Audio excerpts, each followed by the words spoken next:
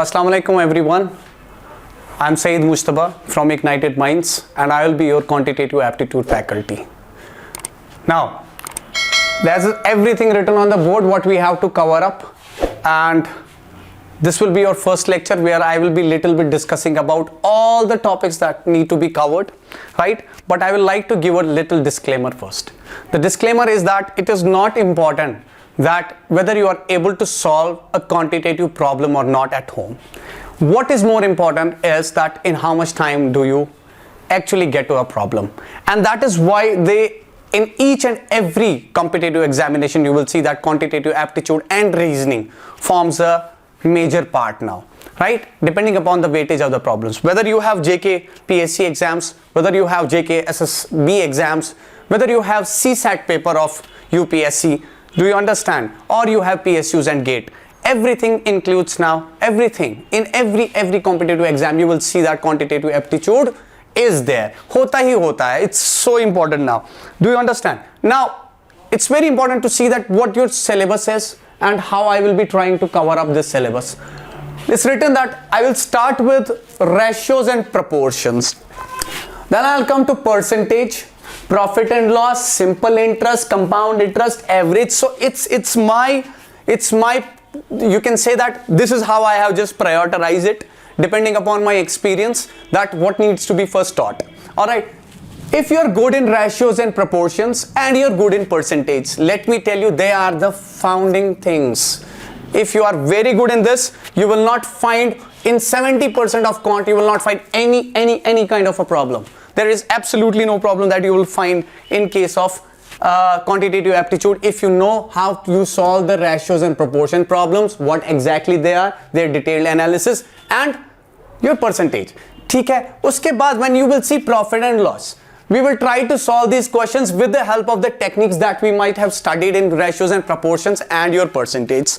Then comes simple interest. Again, we will see that how without pen and paper or minimum use of pen and paper in minimum amount of time, we will try to just clarify, we will try to just get to an answer as fast as possible. Similarly, compound interest, such a beautiful way that quantitative aptitude, because it keeps on innovating, right? We try to just devise more and more methods by which you come to an answer very fast.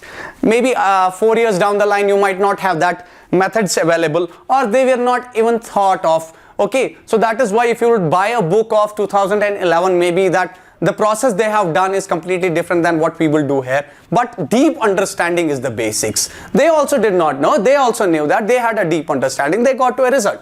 But eventually क्या होता है ना, आपका जितना ज़्यादा आपका confidence बढ़ता है, आपको एक चीज में आपकी डिटेल नॉलेज बनती है, आप खुद से क्या करते हैं, आप इनोवेटिव बनते हैं. और यही चीज तो हमें यहाँ पे देखना है, यही चीज तो सीखना है. क्वांटिटेटिव एप्टीट्यूड इसीलिए है that they test your mental ability, they test how fast you process your information, how fast you process that what is written there, and how much information you extract, and what has been asked, how you analyze that problem.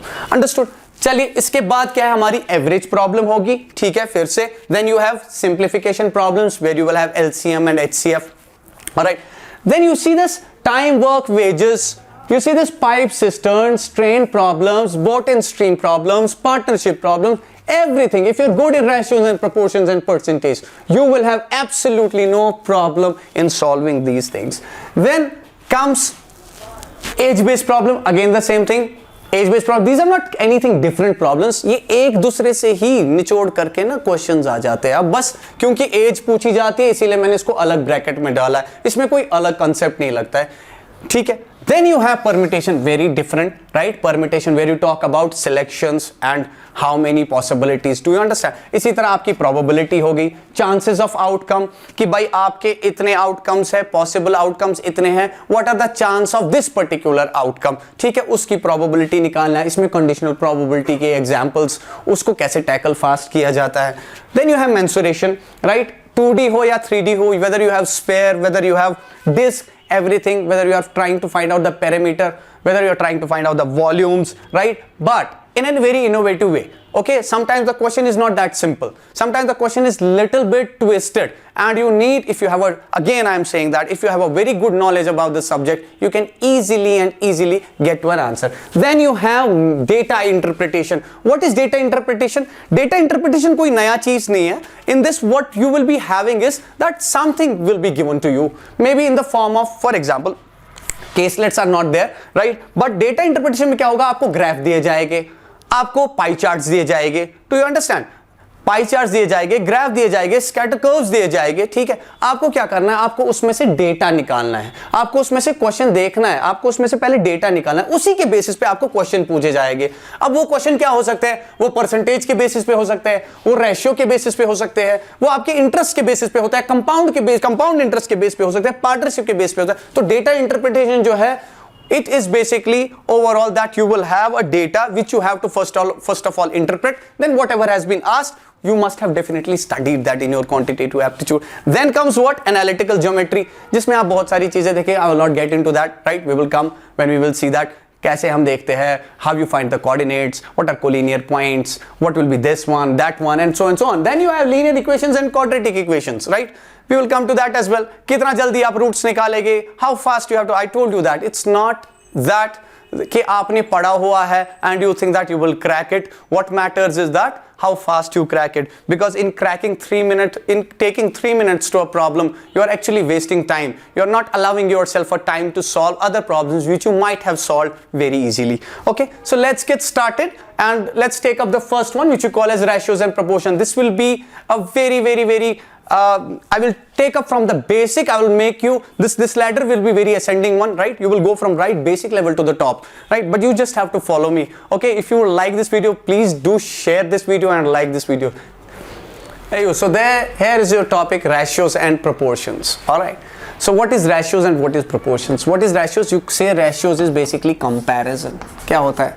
Comparison, used for comparison between quantities. Alright, and proportions is what you call as equality. Representation कैसे होती है ना इसकी? इसको ऐसे दिखाया जाता है कोलन से, और इसको ना डबल 2 बार दीजिए, ये इक्वालिटी यानी इक्वल टू रिप्रेजेंट करता है. Alright, I will not get into English and everything. What is this? What is that? What is that? You will exactly understand what this all is about, right? By just taking an example. Let's draw an analogy. ठीक है? There is a father, all right, there is a father. He has a sum of 300 rupees. कितना है इसके पास? 300 रुपये है father के पास. He has 2 sons, A and B. ठीक है, अब इसने क्या किया? He is a biased father. I'm sorry to say that. He gave 200 to A and he gave 100 to B. All right, how much was total? 300. अब मैं क्या कह रहा हूं ना? Now I will take this A and B. See here, he was A. How much did he get? He got 200. And how much did B get? He got 100. Right? He got 200. He got 100. If you will see one thing, if I will say A by B कितना होगा, तो आप बोलेंगे sir ये होगा 200 divided by 100. That is 2 by 1. Correct? 2 by 1. यानी A के 2 हिस्से, B का 1 हिस्सा. अंडरस्टूड? ए के 2 हिस्से, बी का 1 हिस्सा. मतलब यहां पे भी आप देख सकते हैं, मैंने क्या करा, मैंने सीधे इसको बोला, देखिए यहां से भी मैं क्या कर रहा हूं, इसको कर रहा हूं मैं डिवाइड. किससे कर रहा हूं डिवाइड? 100 से डिवाइड कर रहा हूं. इसको भी मैं 100 से डिवाइड कर रहा हूं. कोई फर्क नहीं पड़ेगा, ये 1 आ जाएगा और ये कितना आ गया? 2. यानी मैं ये बता सकता हूं कि देखिए इनके बीच में अगर आप रिलेशन देखें, यानी ए के बीच में कितनी थी रिलेशन? इसके पास 200 थे, इसके पास कितने थे? इसके पास 100 रुपया था. ठीक है, ऑलराइट. अब मैं क्या कह रहा हूं, मैं ये भी कह रहा हूं कि अगर आप इसको 2 से फॉर एग्जांपल डिवाइड करें, इसको भी 2 से डिवाइड करें, इसके पास बच गया 100, इसके पास बच गया 50. 2 से फिर से डिवाइड करें, इसके पास बच गया 50, इसके पास बच गया आपके 25. 5 से करें इसके पास 10, इसके पास कितना? इसके पास 5. अगर 5 से फिर से करें तो इसके पास 2, इसके पास 1. You can see this. What does this indicate? ये बोल रहा है भाई A के पास जितना भी है, try to process the information what I am trying to say. It looks very simple, but when you will solve the question, it's not that simple. It's very simple once you understand. Very simple. A के पास जितना था, B क्या उसका आधा है. यहां पे भी वही पता चल रही है, बी के पास अगर 50 है, इसके पास कितना 25 है, हाफ उसका। यहां पे भी देखें, इसके पास अगर 10 है, इसके पास कितना 5 है। यहां पे अगर देखें इसके पास, इसका मतलब हुआ अगर इसके पास 2 हिस्से है, इसके पास 1 हिस्सा है। और यही जो सबसे छोटा होता है, the smallest one is what you call as ratio. क्या बोलते हैं इसको हम? रेशियो। सो रेशियो क्या कर रहा है? Ratio is basically telling you that how the two quantities are compared, what is the relation between the two quantities. But इसमें बहुत इंपॉर्टेंट चीजें कुछ है, मैं एक और एग्जांपल से वो अंडरस्टैंड कराऊंगा। So ratio between A and B is 2:1. I'll try to rub this off. All right.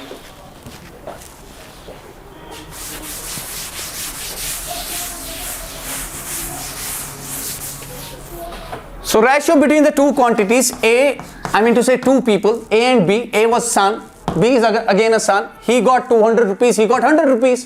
But I said that the ratio between them is 2:1.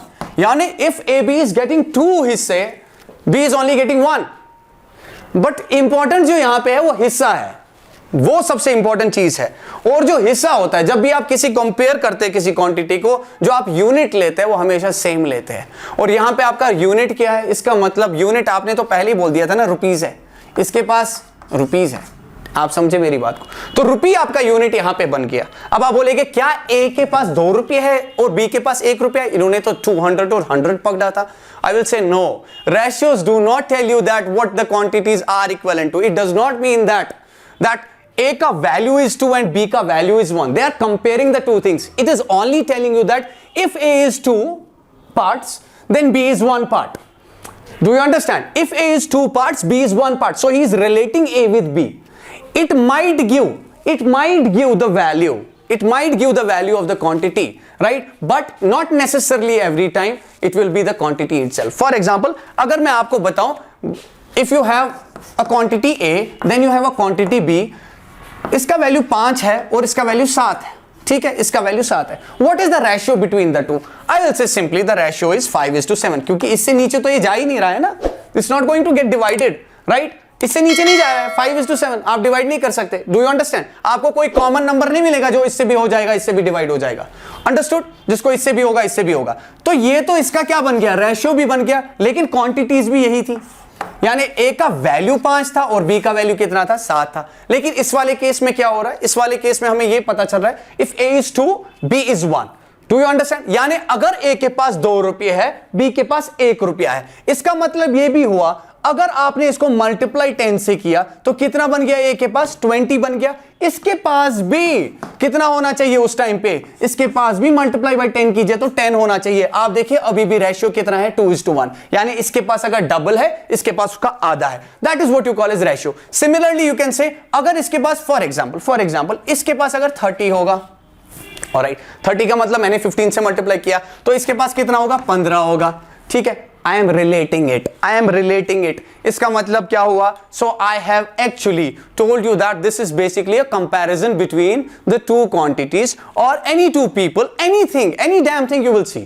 You will see it in the course of time that वो कितना इसका vast scope है, कहां पे आप इसको apply कर सकते हैं। So if you have for example A is 30, your B will be 15. It's a slow process. It's a gradual process. Initial lectures little bit may take time. Do you understand? But then our speed will definitely increase. So I told you that I will go from basic to a good level, a very good level, which is very good for any examination, any competitive examination. Okay, so see now, तो ये 30 है, ये 15 आ गया, ठीक है। मैं कर क्या रहा हूं? Let me see what I am trying to do. You see what I am trying to do? It means that initially if the ratio is 2:1, right? It does not necessarily represent the values of A and B, but it's just comparing the two things. Okay, दूसरी चीज, अगर मैंने इसको multiply 10 से किया, मुझे इसको भी मल्टीप्लाई 10 से करना पड़ेगा। अगर मैं, इसके पास तो 200 था, अगर मैं इसको 100 से मल्टीप्लाई करूं तो इसको भी मुझे किससे मल्टीप्लाई करना पड़ेगा? 100 से करना पड़ेगा। तो एक्चुअल में जो क्वांटिटी 200 ही थी, डू यू अंडरस्टैंड? तो उसमें कोई चेंज नहीं आया। रेशियो ने बताया किस वैल्यूज में किस कॉन्ट्रीब्यूशन क्या है इनकी, ठीक है। और उसी हिसाब से मैं क्या कर रहा हूं? मैं ये देख रहा हूं, ठीक है। इसका मतलब ये हुआ that if you have a ratio, like in this case it was 2:1, if I multiplied by some quantity x, from this side, you have to multiply it by x from this side as well, because this cannot change, the ratio cannot change. Do you understand? उसी वक्त हम देखते हैं ये x और x आप काट भी सकते हैं, क्योंकि ये डिवाइड ही तो है लास्ट में. अगर मैं इन दोनों को कंपेयर ऐसे करूं, ये 2x है और ये आपका 1x है, आपका x और x काट के 2:1 ही तो आएगा. ठीक है, तो आप अगर किसी भी क्वांटिटी को, अगर किसी भी रेशियो को, आप किसी भी रेशियो को अगर किसी भी वैल्यू से यहां से मल्टीप्लाई करते हैं, तो you have to multiply it from the other side as well, then only your ratios will not change. In that case ratios will not change, and और आई कैन से दैट आपको करना ही पड़ेगा, otherwise आप ratios को change कर रहे हैं. अगर आपने किसी को यहां से 10 से मल्टीप्लाई किया, यहां से भी करना पड़ेगा, यहां से अगर 3 से किया तो यहां से भी करना पड़ेगा. Do you understand? This is a basic concept. Okay, let me take one more example because I told you that the units have to be same. तो एक और example जिससे आपको perfect पता चल जाएगी कि ये होता क्या है. देखिए, there is a house और मेरे घर पे ना गेस्ट आ गया. Guest came.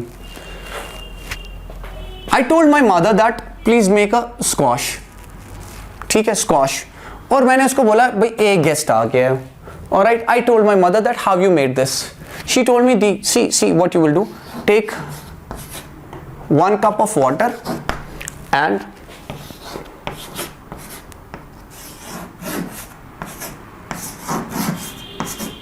take 1 cup of not water, वो तो ज्यादा हो जाएगा, concentrated juice. ठीक है, इसको मैं CG लिख रहा हूं तो मैं सिर्फ C से ही लिखता हूं. कॉन्सेंट्रेटेड जूस मैंने कप में ले लिया, कप का साइज भी सेम रखा है, कंपेयर कर रहा हूं. ठीक है, और यहां से देखें मैंने बोला टेक 3 cups ऑफ वाटर, ये सारे वाटर है, 3 cups of water. She said that इनको मिला के ना आपका एक ग्लास, 1 ग्लास बन जाता है. किसका? आपके ऑरेंज जूस का. उसको मैं O से नाम दे रहा हूं. Alright, I told my mother, then what did you do basically? She told me, see what you will do. I am not concerned about that what was the quantity here. You see, I will see everything in terms of cups, because cup is what my unit is here. Cup is my unit. So I will say that my mother tell me that what was the ratio between the concentrated juice that you used and the water in making 1 glass of orange juice. She told me that, see what you do is that you took up a cup of यानी आपने लिया 1 cup. किसका? पानी का. I'm sorry, not पानी का, orange concentrated juice का, यानी C का लिया है आपने. C का आपने लिया 1 cup, और आपने क्या करा, आपने बोला कि आपने कितना लिया, आपने लिए 3 cups. कितने? 3 cups. किसके? आपने लिए वाटर के 3 cups. And this made up what you call as your juice. Now you can see one thing. I could not have compared अगर मैंने यहां से कप लिया होता और यहां से मैंने कोई और जग लिया होता. Now I can easily see that water और जो कप का रेशियो है that is basically 3:1. I can easily see that. Why I could write this? Because आपने क्या किया, कंपैरिजन सेम रखा, आपने यूनिट सेम रखे. आपने जब यूनिट सेम रखे, इनको कॉमन ग्राउंड्स पे लाया, then only you can compare the 2 quantities. Understood? Now I said that okay, fine. Is this that I can only compare my you can say this concentrated juice with my water? Can't I compare it with the glass? I mean to say, can't I compare it with the orange juice that I created? I will say yes, we can still do that. But how will the comparison look like? See that. कैसा दिखेगा comparison? So the comparison will look like this. मैं क्या चाह रहा हूं, मैं चाह रहा हूं वाटर और मेरा जो ऑरेंज जूस बन गया उसके बीच में comparison. You will say sir water तो हमने 3 कर दिया था यूज, 3 cups. ओके, आपने वाटर कितना यूज किया? 3 cups. आपने बोला ऑरेंज जूस कितना बना, मैंने बोला 1 ग्लास बना. एक गेस्ट के लिए 1 ग्लास बना. क्या मैं यहां पे 1 ग्लास लिख सकता हूं? No, that's not called comparison, because here you have taken up cups, here you have taken up glass. No, this cannot be done. Then is there a way I can see that कि मैं इनको compare कैसे करूं? मैं बताऊंगा yes, of course we can. You see, this was your glass. अगर ये तुम्हारा ग्लास था, ये तुम्हारा ऑरेंज जूस का 1 ग्लास बना, तो इसको किससे हुआ? 3 कप किसके डाले थे आपने? वाटर के. और 1 कप किसका डाला था आपने? कंसंट्रेटेड जूस का डाला था. तो मैं ये भी कह सकता हूं that 1 orange juice, 1 glass of orange juice is actually comprised of 4 cups. मुझे उससे गर्ज नहीं कि इसमें क्या है, इसमें मिक्सचर है या क्या है, ठीक है। मुझे किससे गर्ज है, मुझे सिर्फ इससे गर्ज है कि भाई यहां पे क्वांटिटी कहां पहुंच गई। Do you understand? तो instead of 1 glass I will say that it was basically 4 cups.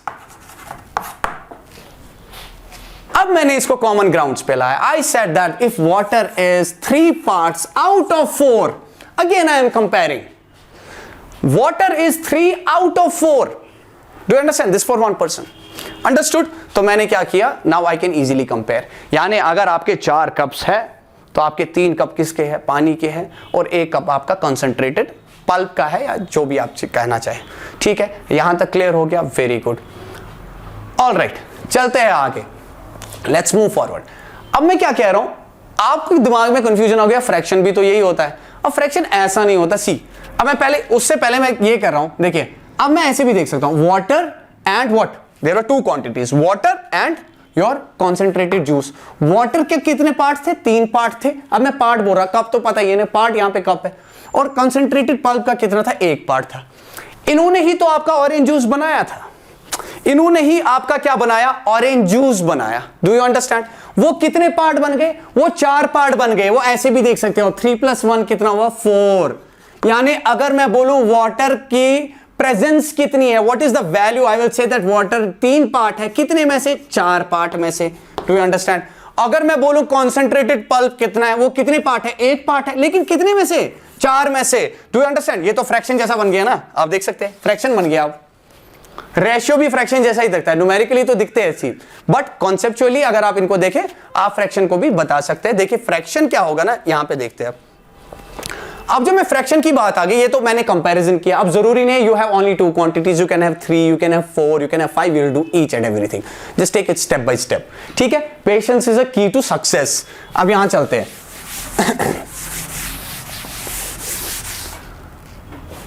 For example, if I से फ्रैक्शन का just an overview,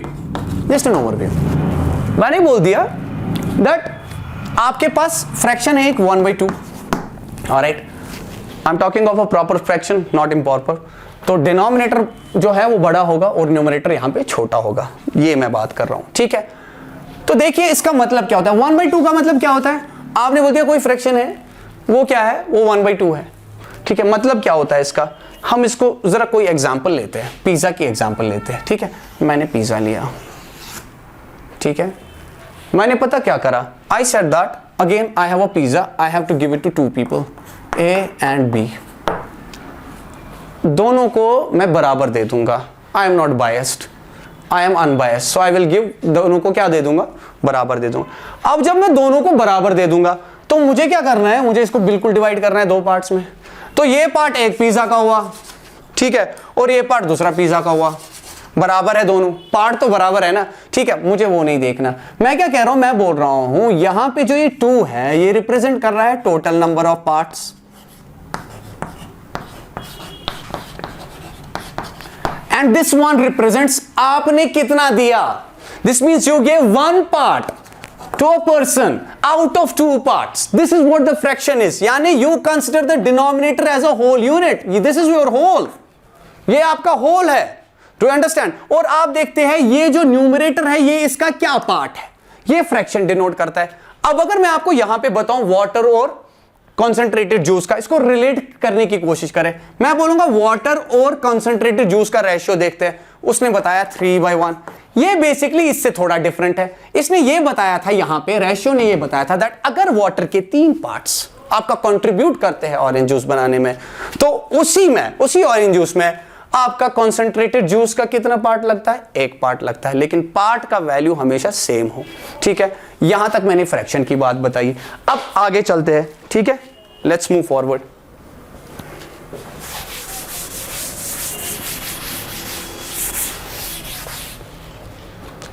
let's move forward. अब याद रखिए एक गेस्ट आ गया और वाटर और मेरे कंसंट्रेटेड पल्प या कंसंट्रेटेड जूस का रेशियो कितना आया था? 3:1। ये तो एक इंसान के लिए है हुआ। Do you understand? एक इंसान के लिए हुआ। I told my mother that no please tell me one thing please. Now there are 4 guests. कितने गेस्ट आ गए? 4 गेस्ट आ गए। What should I do? She told me why don't you do one thing? What is the problem? try to, this is for one guest, try to replicate it for 4 guests. I said okay, I will do that. I said that water, this is C, all right. इसका part 3, इसका part कितना 1, ये तो एक guest के लिए डाल दिया. उसके बाद मैंने क्या किया, मैंने और 3 पार्ट डाल दिए वाटर के, और 1 पार्ट किसका डाल दिया, सी का, और 3 पार्ट डाल दिए वाटर के, 1 पार्ट डाल दिया इसका, और 3 पार्ट डाल दिए वाटर के, 1 पार्ट डाल दिया इसका. तो टोटल कितने पार्ट हो गए यहां पे, आप यहां पे देख सकते हैं 3 3 3 3, दैट इज 12. और यहां से कितने पार्ट आ गए, 1 1 1 1 यानी 4. यानी मैं बताऊंगा that it is one and the same thing. यहां पे 12:4 represent same as that of 3:1. कैसे, क्योंकि आपने 3 पार्ट से तो मिलाए, कंट्रीब्यूशन चेंज कहां हो रहा है, जब आप इसके 3 मिला रहे हैं, इसका 1 मिला रहे हैं, इसके 3 मिला रहे हैं, इसका 1 मिला रहे हैं, तो आपके 20 गेस्ट आए, 40 गेस्ट आए, 3:1 ही मिलाओगे. Do you understand? Contribution is not changing, ratio is not changing. अच्छा, रेशियो चेंज हो रहा है, नहीं हो रहा है. ये देखिए 12 4, 4 3s are 4 1s are. अब ये मैंने क्या किया, ये बेसिकली ये है, देखिए ये 12 है, ये कितना था 4 था, 4 3s are 4 1s are. ऊपर 12 वाला, नीचे ये थी. इसी को आप 3:1 भी लिख सकते हैं, लेकिन फ्रैक्शन हिसाब से नहीं कह रहा, आप इसको रेशियो से समझे. ठीक है, ये कितना बन गया, ये 3:1 बन गया. So ratio is not changing. इसका मतलब एक और चीज मैंने क्या यहां पे किया, basically 3:1 was your what, it was your ratio. I multiplied by 4 guests, I multiplied by 4, I multiplied by 4, so it gave me 12:4. It did not change, it's still same. 4 1s are 4 3s are, so again it is 3:1. If I would have 50 guests, अगर 50 guest भी आ जाते तो क्या हो जाता, 50. ठीक है, 50 guest के लिए, ए के लिए कितना था 3:1, तो इसको भी यहां से 50 करेंगे. Do you understand? यानी 50 को मैंने इस पूरे से मल्टीप्लाई किया. Do you understand? ठीक है, समझ आ रही है आपको बात? तो मैंने 50 को इस पूरे से मल्टीप्लाई करा. ऐसे देखते हैं, देखिए 3:1 इज व्हाट, 1 का. ठीक है, 1 का. अब आपके 50 गेस्ट आ गए, तो आपने ऐसे 50 से मल्टीप्लाई करेंगे ना, यानी सेम 50 बार ले लोगे. यानी बेसिकली कर क्या रहे हो आप, यहां से भी मल्टीप्लाई 50 से कर रहे हो और इस साइड से भी 50 से कर रहे हो, एक ही बात हुई. तो दिस इज 150 is to 50. यानी जब आपके 150 पार्ट थे, यहां पे पार्ट कितने हो गए, यहां पे पार्ट 50 होने चाहिए. Do you understand? फिर से रेशियो देखेंगे 3:1. यानी रेशियो क्या बताया, रेशियो ने बताया आपका कंट्रीब्यूशन कितना है. So it is not necessary that it will tell you that what is the total amount of quantity. You need additional information in order to calculate what the total quantity is, but comparison can be drawn. I will come to proportions later on. It is what you call as equality. भाई अगर ये ratio इसके बराबर है, फिर वो ratio किसके बराबर, I mean to say equality का हम बाद में देख लेते हैं. ठीक है, यहाँ पे देखिए ये 3:1 आ गया. Alright, is it clear? Should we move on? Alright. So it was between 2 quantities. Now for example, if you have 3 quantities A, B, C, and their ratios are given as A is to B is to C. मतलब I am assuming that there is a quantity जिसमें 3 ingredients है, A, B और C. अब ये ingredients का मतलब ये नहीं है मैं हमेशा सिर्फ जूसेस की बात करूं, आप पार्टनरशिप की बात करो. मान लो आपने बोला एक कंपनी है, उसमें भाई 3 लोग पार्टनर्स है, 3 के कॉन्ट्रीब्यूशंस अलग अलग है, दिए तो रुपये ही होंगे. अगर किसी ने डॉलर में दिया है, ठीक है, $1000 is not same as that of 100. आपको उसको चेंज करना पड़ेगा, तब जाके आप उनका कंपैरिजन निकाल दोगे. Units have to be same. अब ये मान लीजिए 3 पार्टनर्स हैं, 3 ने क्या करा है, that they have invested some money, ये कैपिटल है उनका. ठीक है, और उनका रेशियो लिखा मैंने लिखा 3:1:2. What does this mean? It means अगर इसने 3 पार्ट अपनी कंपनी में डिपॉजिट किए, अपनी कंपनी में इन्वेस्ट किए, इसने 1 पार्ट किया और इसने कितने किए, 2 पार्ट्स किए. Do you understand? इसने 2 पार्ट्स. अब ये पार्ट बड़ा इंपॉर्टेंट है. If there would have not have been part, for example मैं बोलूंगा सर जी इसने क्या किया, इसने ना 3 लाख रुपए डाल दिए. ठीक है, इसने 3 लाख रुपए डाल दिए, और ये ना ये क्या कर रहा है, ये गोल्ड की ना गोल्ड डाल रहा है, गोल्ड के क्यूब्स डाल रहा है. Do you understand? तो भाई मैं कैसे कंपेयर करूं what is this, until and unless I don't get a value of this thing.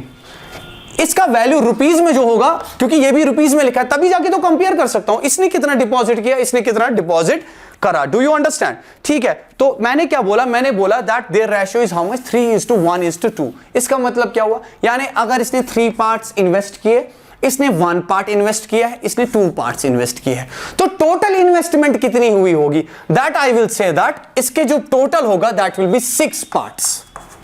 Investment is 6 parts total. Part investment है, इसके 3, इसका 1, इसका 2, ठीक है, और पार्ट सबके लिए सेम है, ठीक है, पार्ट सबके लिए। अब अगर मुझे बोला गया होगा, एक्स्ट्रा इंफॉर्मेशन दी होगी, इफ अमाउंट ए से रिप्रेजेंट किया that was deposited bye she was let us suppose 100, इसने कितना दिया है? 100 दिया है, यानी सी का जो कंट्रीब्यूशन है वो कितना है? वो 100 रुपीज है। सी का कंट्रीब्यूशन 100 रुपीज है। तो बताइए आपके ए और बी का कंट्रीब्यूशन कितना है? आपको पता है ये 2 जो है वो 100 के बराबर है। इसने 2 पार्ट दिए थे ना, 2 पार्ट्स दिए थे, इसका कंट्रीब्यूशन कितना? 100, यानी basically 2 parts represent your 100। Understood? It also means 1 part will represent your 50। इसको ऐसे किया जाता है 2 1s are 2 50s are, ऐसे भी देख सकते हैं, ऐसे भी लिखा जा सकता है। आई विल से अगर ये 2 पार्ट्स है, ठीक है, किससे मल्टीप्लाई करूं कि 100 आ जाए? क्योंकि इसकी कंट्रीब्यूशन 2 थी, एक्चुअल में कंट्रीब्यूशन 100 है, मैंने तो पार्ट में लिखा था। Do you understand? ये 2 पार्ट 100 बनाते हैं, तो किससे मल्टीप्लाई करना पड़ेगा ताकि 100 आए? 50 से। एक ही बात है, ऐसे लिखो, ऐसे लिखो, ऐसे लिखो, just one and the same, यानी एक पार्ट का वैल्यू कितना? 50। तो बताइए इसकी कंट्रीब्यूशन कितनी होगी? इसकी कंट्रीब्यूशन थी 3 पार्ट्स, एक पार्ट का वैल्यू कितना? 50, तो 3 पार्ट्स का कितना? 3 into 50 दैट इज 150, और इसका कितना? इसका 50। अंडरस्टूड? तो टोटल कितना हुआ? इसने 150 डाला था, इसने 50 डाला था, इसने 100 डाला था, तो ओवरऑल कितना आया आपका? आपका आ गया 300, यानी इन्होंने कितना पैसा लाया था? 300। अब ओवरऑल ऐसे ऐड करने की भी जरूरत नहीं है। I said simply the total is how much? 6 parts. Parts तो सेम है ना, पार्ट्स कॉमन निकाल सकते हैं, तो आप सीधे बोलिए ना, एक पार्ट का वैल्यू कितना निकला आपको? 50, तो 6 पार्ट का कितना निकलेगा? 300। तो देख लीजिए आपकी क्वांटिटी निकलती है, but provided something extra was given to me. It's not necessary this way it will be given to me, maybe इनके डिफरेंस के हिसाब से दिया जाए, तो हम ग्रेजुअली देख लेंगे। Understood? So this is about it. Alright, so this is what it means, comparison. There can be 4 quantities, comparison, but now comes one different thing. अगर आपके कंपैरिजन ऐसे नहीं दिए हैं, डिफरेंट तरीके से दिए हैं, देखिए ऐसे दिए हुए हैं। Let me wipe this of now.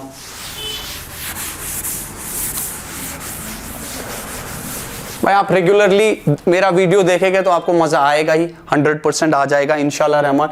And if I am of some benefit from ignited minds, I am obviously saying this that if we are of any benefit to you, please and please share this video and give a thumbs up. Okay, all right, let's come up then.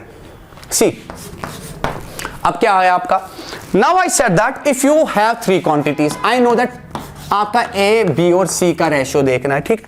लेकिन मुझे पता है क्या बोला गया है? मुझे बोला गया मुझे भाई ये निकालना है, I have to find out what is the ratio between the 3 quantities. और मुझे दिया क्या है? मुझे बोला गया है A और B का रेशियो जो है ना, दैट इज 2:1, और जो B और C का रेशियो है दैट इज 4:5। अब मैं बोलूंगा ओ ये तो अजीब सा लग रहा है, हाँ 3 क्वांटिटीज है, यानी आपके पास कोई एक चीज है, मान लीजिए फिर से, अब मैं क्या बोल रहा हूँ, आपने 3 एक जग लिया हुआ है, इसमें आपने 3 एसिड्स मिलाए, ठीक है, आपने सल्फ्यूरिक एसिड मिलाया H2SO4, आपने नाइट्रेट वाला मिलाया HNO3, आपने ना वाटर भी मिला दिया, तो 3 चीजें हैं। आपने लीटर्स, मैं लीटर्स यूज कर रहा हूं, अगर लीटर्स लिया तो लीटर्स हिसाब से मैं अपना पार्ट मान लूंगा।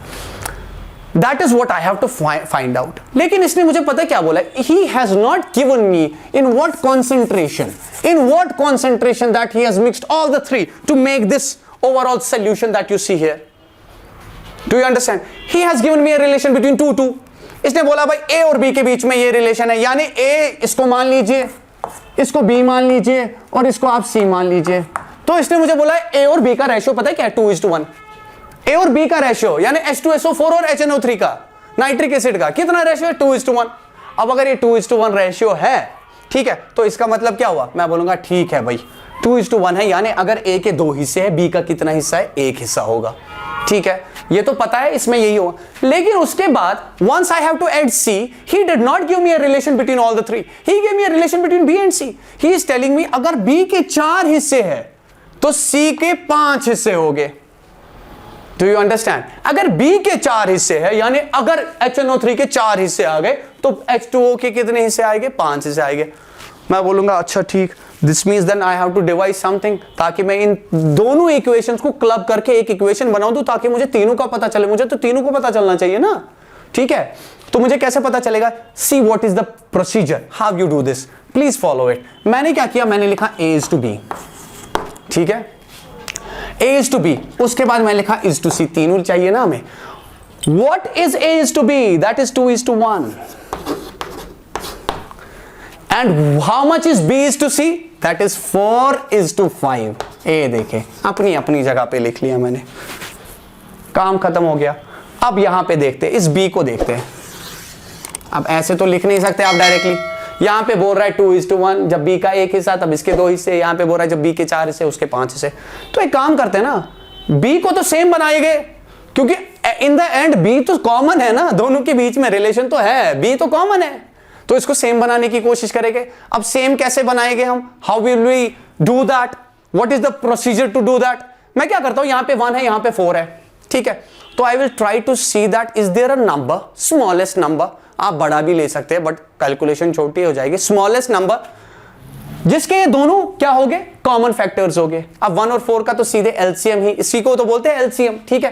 तो 1 और 4 का एलसीएम निकालिए, क्या है 1 और 4 का, अगर आप एलसीएम निकालेंगे तो एलसीएम कितना आएगा, वो 4 आएगा, if you get it as 4, ठीक है। तो मैं क्या करता हूं, लिसन टू मी, अगर ये 4 आ गया तो मुझे बताइए, यानी मैं B को 4 बनाना चाहता हूं, कितना बनाना चाहता हूं, 4 बनाना चाहता हूं।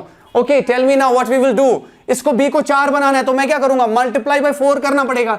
लेकिन आपको मैंने अभी पढ़ाया that if you are multiplying it from this side, you have to multiply it from this side as well, because you cannot change the ratio. Ratio has to be same. तो ये बेसिकली 4 दोनों को लगा दिया मैंने। अब ये तो ऑलरेडी 4 है, इसको मैं मल्टीप्लाई 1 से करूंगा। डू यू अंडरस्टैंड, 4 एलसीएम था। Are you able to get it? ठीक है, आगे चलते हैं। तो मुझे बताइए क्या होगा, यहां पे चलते हैं हम, ये A, ये इज टू B, ये इज टू C। 4 से जब मैं 2 को मल्टीप्लाई करूंगा, आई will say that 8 is A, और B को जब मैंने 1 से किया तो ये 4 बन गया, ठीक है। अब यहां पे जरा देखते हैं, यहां पे 1 into 4 is how much, 4, and what is 1 into 5, that is 5, यही बन गया आपका। अब जरा इसको कंपेयर करें, ये क्या कह रहा है, ये कह रहा है अब जब आपके B के 4 हिस्से हैं, you see I have not changed anything, if I would have just multiplied this would have been wrong। अगर B के आपके 4 हिस्से है, if you have 4 parts of B, then 8 has A parts and C has 5 parts, that's it, your job is solved, your job is done। So what does it mean? इसका मतलब सीधा ऐसा, A is to B is to C, अगर A के 8 part, B के जब 4 part, A के 8 part और C के कितने उस वक्त 5 पार्ट, रिलेशन निकली या नहीं निकली? यानी टोटल अगर आप पार्ट्स में देखना चाहते तो टोटल पार्ट्स कितने थे इसके, 12 और 5 कितने हो गए, 17 पार्ट हुए। Do you understand? So 17 parts were present, इसमें कितने थे, 17 पार्ट थे। Do you understand? उसमें 8 पार्ट A के थे, 4 पार्ट B के हैं और 5 पार्ट आपके C के हैं। रिलेट भी किया, और मैंने जितना भी आपको पढ़ाया, I have tried to just relate each and everything. Looks little simple in the beginning, but you will see that magic this ratio does with the questions. All right? So see, अब ये हो गया। अगर आपको information दिया होता, यहीं पे देखेंगे, if you would have been provided with an information, okay, information was that total liters that were present in this were actually 51 liters present थे। तो बताइए कौन कितने पार्ट्स में, मैं बताऊंगा, कोई बात नहीं है, आपने 51 बताया, no problem, I will try to see. मेरे हिसाब से तो 17 पार्ट आ गए, 17 पार्ट आ गए। आपने बताया यही 17 पार्ट जो है वो किसके बराबर है, वो 51 के बराबर है, ठीक है। यही 17 पार्ट जो है वो किसके बराबर है, 51 के बराबर है। I will try to write it here.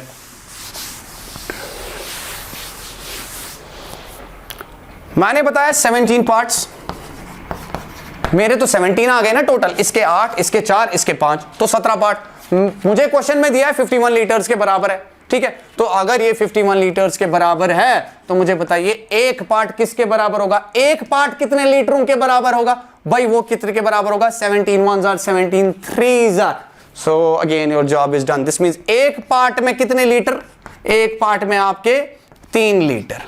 अब बताइए ए का कितना होगा, ए के तो 8 पार्ट थे, ठीक है, एक पार्ट में कितने लीटर, 3 लीटर, तो multiply by 3।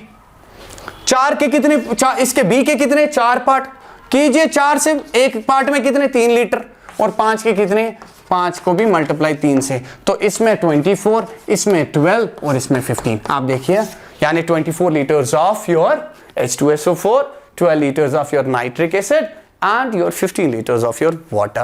Okay, this is how you basically compare the quantities. Now there is also a very simple method of doing this. Alright, छोटा मेथड है, लेकिन छोटे मेथड तब सीखिए जब आपका कंसेप्ट क्लियर हो गए। Alright,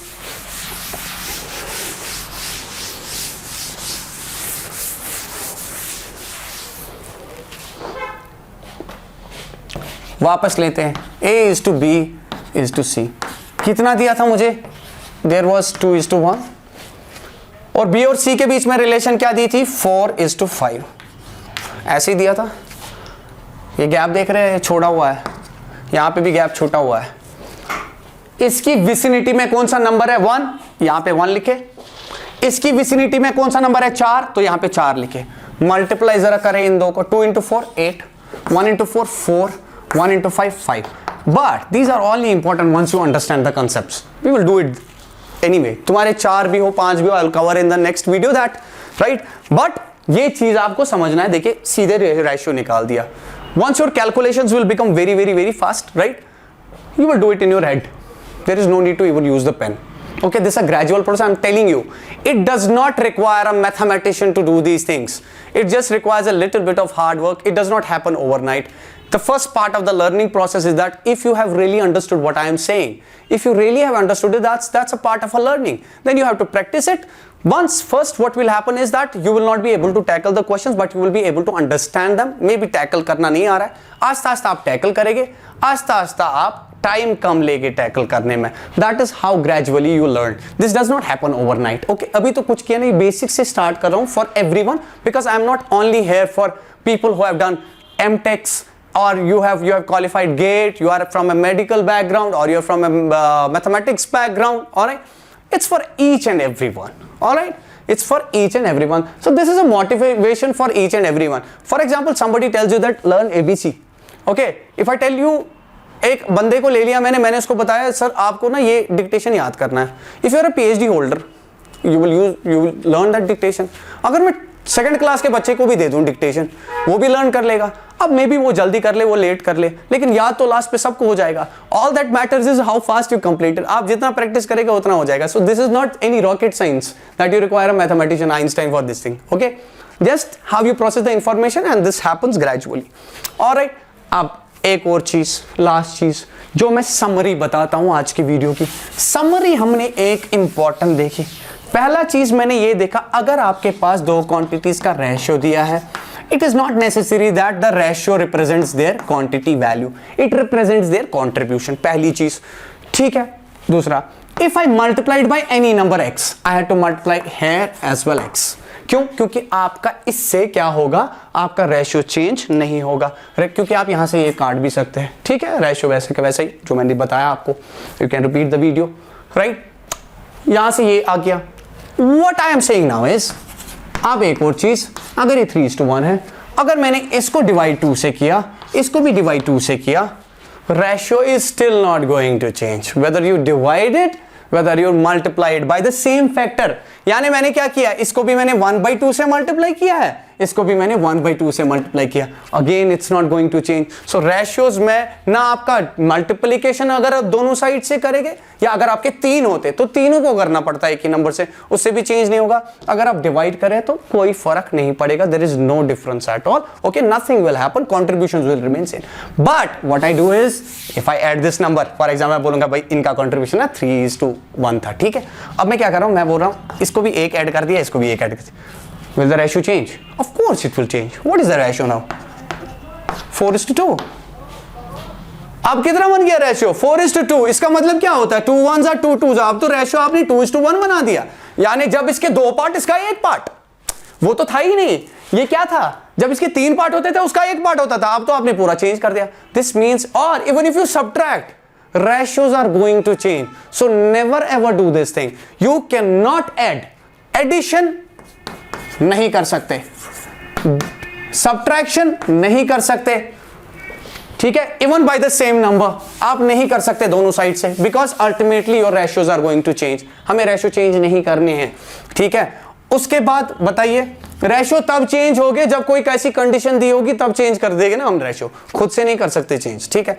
उसके बाद अगर आपने मल्टीप्लाई दोनों साइड से नंबर से कर दिया, किसी भी नंबर से, ऑब्वियसली यस। डिवीजन दोनों साइड से सेम नंबर से कर दिया, यस, अंडरस्टूड।